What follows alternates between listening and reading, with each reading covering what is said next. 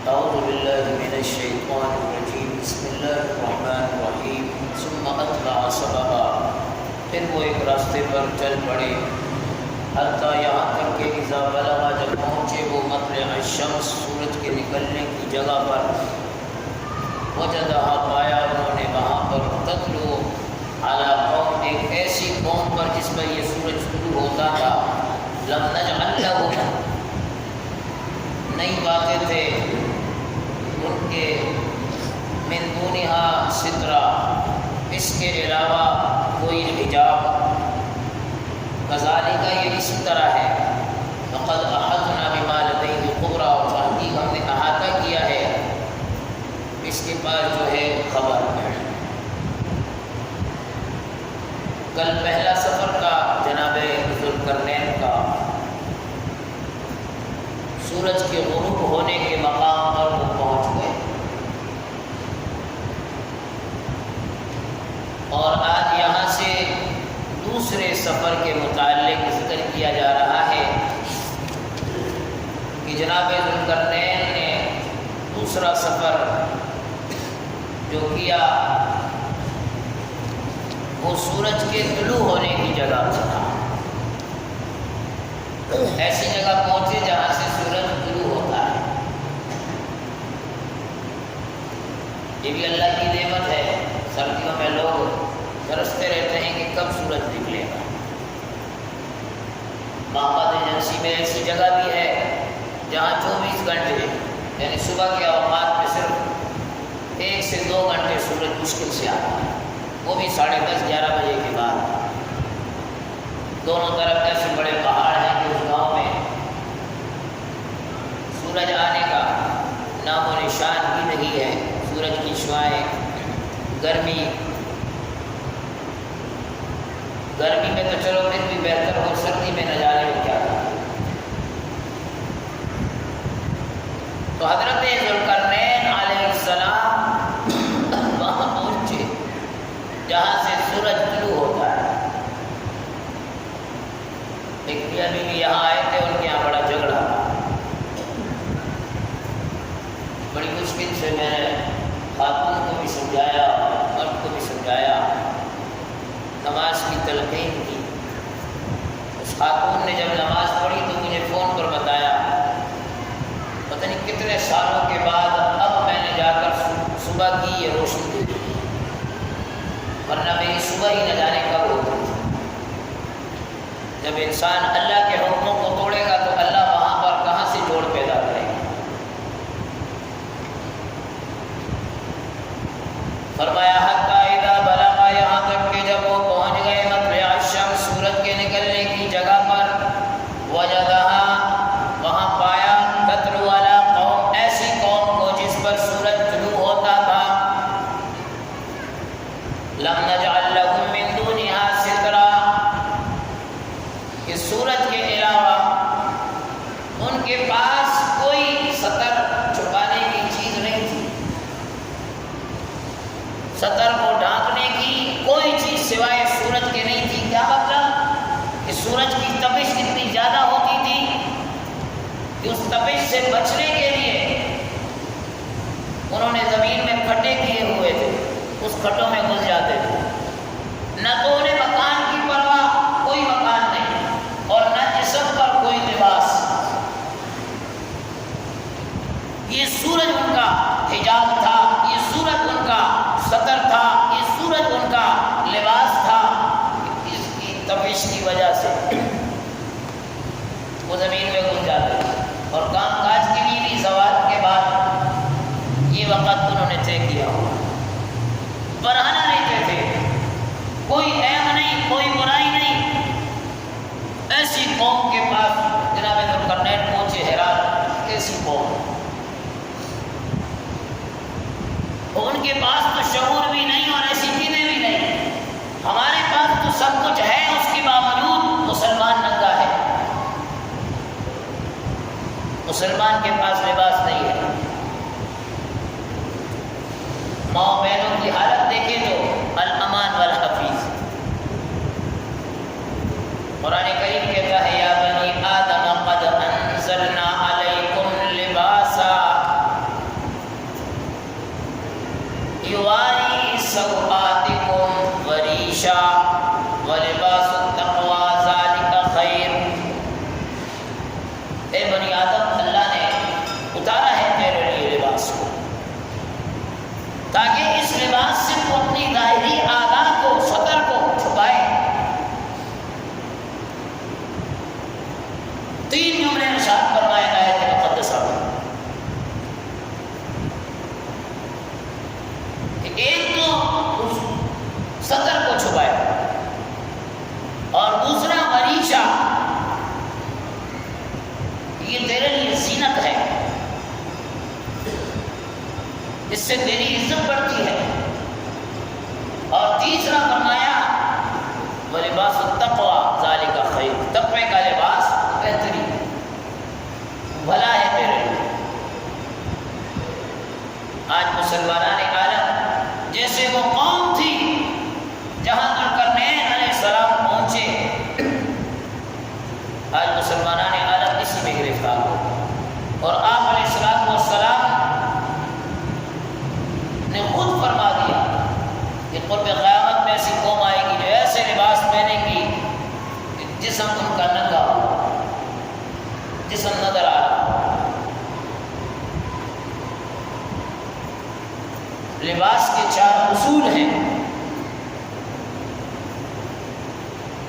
آیت میں فرمایا سوآت، پہلا اصول ذکر کیا جا رہا ہے کہ چھپائی، انسان شرمگاہ کو چھپاتا ہے، مرد ہو یا عورت ہو،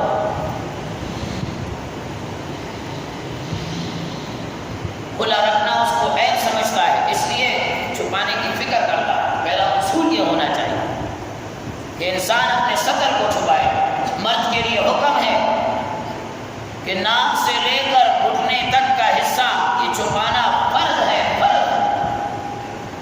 اس کو کھلا رکھنا یہ حرام ہے، ناجائز ہے۔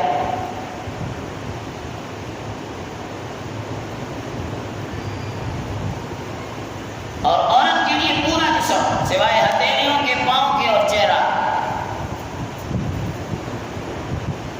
سطر میں تو نہیں ہے چہرہ، لیکن پردے میں ضرور ہے، لیکن سطر میں نہیں ہے۔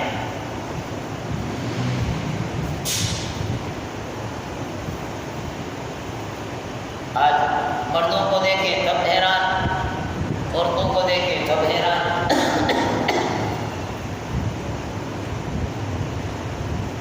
تمہارا فرمایا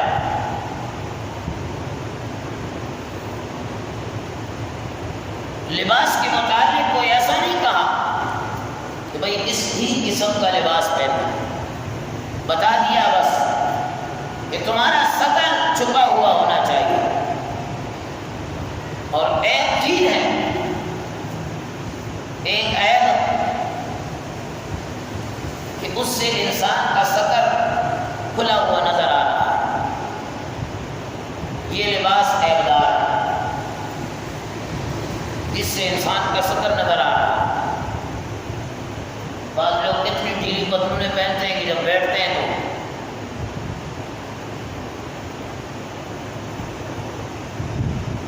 پتلون پہننا منع نہیں ہے، لیکن آپ کا سطر واضح ہو رہا ہے، منع کیا ہے، یہ عیب ہے۔ نمبر 2، اتنا باریک ہے کہ اندر کا جسم نظر آ رہا ہے، جو سطر فرض ہے وہ نظر آ رہا ہے، اتنے باریک سے بھی منع کیا۔ اور نمبر 3، اتنا تنگ پہنا ہوا ہے کہ جسم تو پورا چھپا ہوا ہے، لیکن وہ اتنا تنگ ہے کہ انسان کی جسم کی تمام حیات کو نظر آ رہا ہے، اندر کی حیثیت وہ اسے نظر آ رہا ہے، یہ عیب ہے، ایسے لباس سے منع کیا۔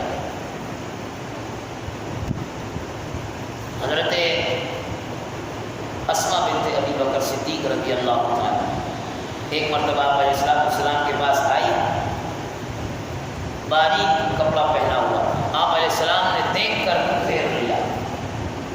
امی عائشہ کی بہن رضی اللہ تعالیٰ، آپ نے پہن لیا، آپ نے فرمایا کہ اسماء بلوغت کے بعد ایسے کپڑے پہننا یہ ناپسندیدہ ہے، اتنا باریک لباس نہ پہنا، منع کر دیا۔ چہرہ آپ نے پھیر لیا، اللہ اکبر کبیرہ۔ آج تو اتنا باریک لباس پہن کر ماں اپنے جوان بیٹے کے سامنے آ رہی ہے، بہن اپنے جوان بھائی کے سامنے آ رہی ہے، رشتہ داروں کے سامنے آ رہی ہے، اور اسے بطور فخر سمجھا جاتا ہے۔ الامان والحفیظ۔ تو پہلا اصول کہ بھئی اس سے صدر چھپا ہوا ہونا چاہیے۔ قربان جائے حضرت مولانا احتشام الحق تھانوی صاحب رحمہ اللہ تعالی علیہ اپنے بیان میں ایک مرتبہ ارشاد فرمانے لگے کہ ہائے افسوس افسوس، نبی نے فرمایا اپنے ٹخنوں کو ننگا کرو، نبی کی بات نہیں مانی۔ انگریز نے کہا اپنے گھٹنوں کو ننگا کرو، ننگا کر دیا۔ نبی کی بات کی لاج نہیں رکھی، انگریز کی بات کو اتنی ترجیح دے دی۔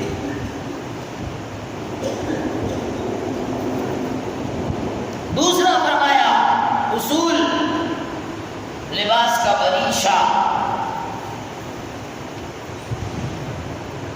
زینت کا لباس، اچھا لباس پہننے سے آپ علیہ السلام نے منع نہیں کیا۔ ایک صحابی کو دیکھا آپ نے، عجیب سا لباس، پھٹا پرانا، میلا کچیلا، آپ نے فرمایا تمہارے پاس مال ہے؟ ہاں یا رسول اللہ، کیا ہے مال میں تمہارے پاس؟ گھوڑے ہیں، اونٹ ہیں، بکریاں ہیں، غلام ہیں۔ آپ نے فرمایا نظر تو نہیں آتا کس قسم کا لباس تم نے پہنا ہوا، اتنے مالدار ہونے کے باوجود تمہارا یہ حال ہے؟ اللہ نے دیا ہے، نعمت ہے، اس نعمت کو استعمال کرو، شکر ادا کرو اللہ کا۔ منع نہیں کیا۔ قربان جائے محمد رسول اللہ کے صلی اللہ علیہ وسلم۔ یہ جو کہتے ہیں نا کالی کملی والے، کالی کملی والے، شاعر ناتوان، کالی کملی والے موٹا لباس پہنتے تھے آپ علیہ السلام، ٹھیک ہے پہنتے تھے، لیکن آپ علیہ السلام نے ایک مرتبہ ایسا جمہ پہنا جس کی قیمت اس وقت 2000 تھی۔ آپ نے پہن کر امت پر ایک عظیم احسان کر دیا، معاملہ آسان کر دیا، پہننے سے منع نہیں کیا آپ نے۔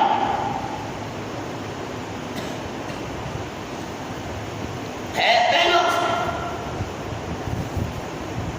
امام مالک رحمہ اللہ تعالی علیہ، امام دار الہجرہ، امام مدینہ،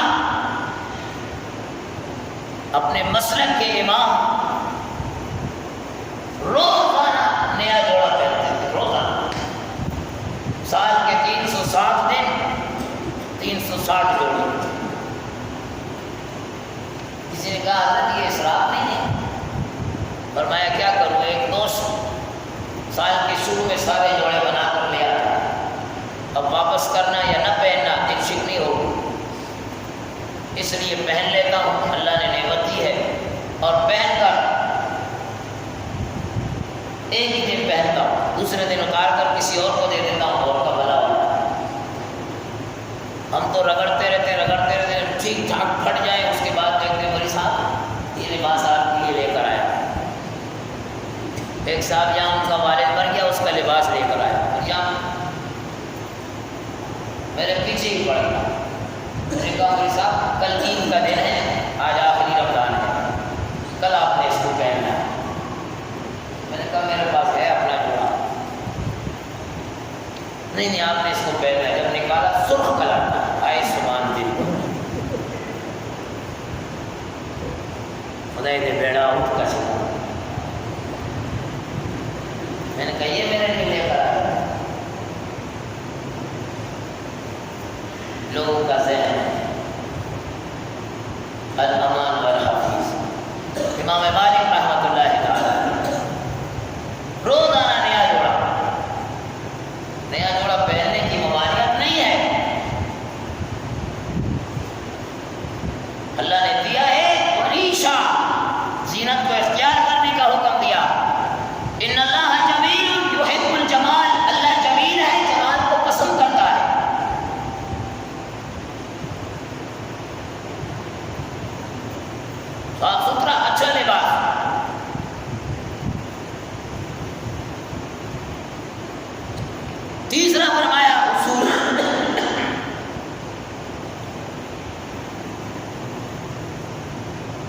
کہ اس میں تشبہ نہ ہو، تشبہ سے اپنے آپ کو بچایا جائے۔ آپ علیہ السلام نے منع فرمایا، من تشبہ بقوم فہو منہم، جو جس قوم کی مشابہت اختیار کرتا ہے وہ اسی سے سمجھا جائے۔ ایک تشبہ ہے، ایک مشابہت ہے، دونوں میں کچھ فرق ہے۔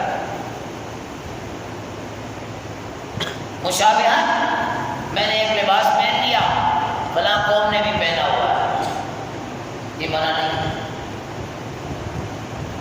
میں نے پہن لیا، مارکیٹ میں اچھا لگا، خرید لیا، پہن لیا، دوسری قوم نے بھی پہنا، اس کو حرام نہیں کہا۔ لیکن ایک لباس میں اس لیے خرید رہا ہوں کہ اس کو وہ دشمن دین بھی پہنتا ہے، اس نیت سے خرید کر پہنتا ہوں، یہ تشبہ ہے، یہ حرام ہے، اس سے ممانعت کا حکم آپ علیہ السلام دے کر دیں۔ بات کو سمجھے گا؟ تشبہ سے منع کیا۔ آج ہوتا ہے نا، یار یہ ٹی شرٹ پہن کیوں، یہ فلاں انگریز نے پہنی ہے، فلاں میں پتلون پہنو کیوں، یہ فلاں دشمنان دین نے پہنی ہے، فلاں کافر نے پہنی ہے۔ میں ایک جگہ سے عطر خریدتا تھا، 1000 روپے کا اس سے خریدا، بادشاہ آدمی، سفید گاڑی، جس وقت یہ فرانس کا مسئلہ چل رہا تھا، میں وہاں گیا تھا اس دن عطر خریدنے۔ بابا جی کی زبان سے میں نے سنا کہ فرانس سے آیا ہوا ہے، بڑا بہترین عطر ہے۔ میں نے کہا دشمن ملک سے جو نبی کا دشمن ہے، اور یہ بابا جی اس کی باتیں کر رہے ہیں، اس کے بعد سے کبھی اس کی دکان سے خریدنے کا تصور میں بھی نہیں میں سنا۔ یہ اپنا اپنا ایمان ہے۔ ہم تو کہتے ہیں